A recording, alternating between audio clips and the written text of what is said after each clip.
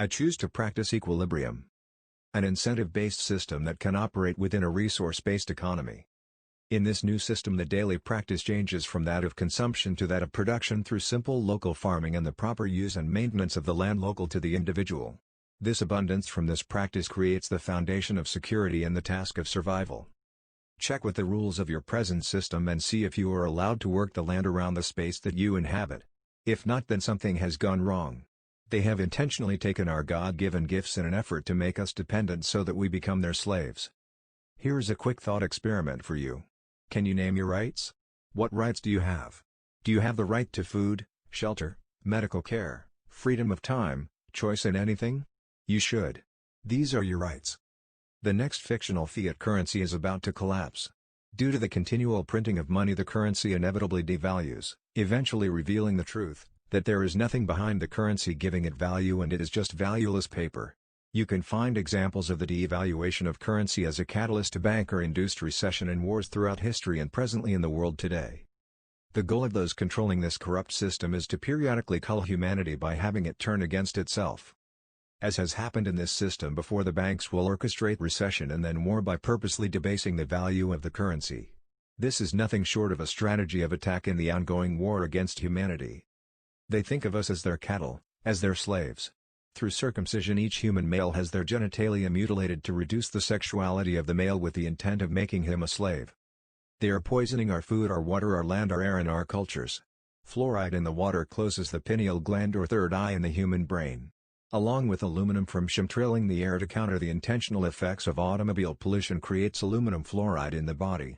This is a deliberate attempt to make us unhealthy and dumb us down. All of this is being done intentionally to divide us and conquer us as a species, making it so that we cannot work together and we cannot advance. They think they have the right to take action in our environment and against our bodies. With new invisible technologies, this criminal cartel now watches us as it builds weapons to use against us as soon as enough of us figure them out. 5G and the towers that are going up around our towns are a potential kill switch that will alter the vibration in our mostly water bodies. We are being forced away from God's creation by this criminal cartel. They have taken our very time, our most precious resource, and squandered it with their indoctrination of lies. Lies that are verifiably false are still being taught in public schooling systems today intentionally for the purpose of establishing an unnatural level of control over the human being. We are not cattle. Human beings are not born to live as slaves. It is unnatural. The consciousness can only lie to itself about what it is doing because of force rather than choice for so long. They should not be permitted to operate in a bath of our tax dollars after they lie to us. And so I choose not to participate in a system that is responsible for the failing of humanity. Instead, I choose to practice equilibrium. In recognition that most of what we need comes from the land when proper practice is followed.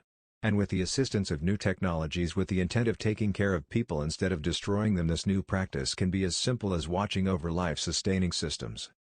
This new system operates on a currency that might appear unfamiliar at first. It is a currency that operates upon the rule of law. To not take of another without their consent is the universal law of civility and is the only real law.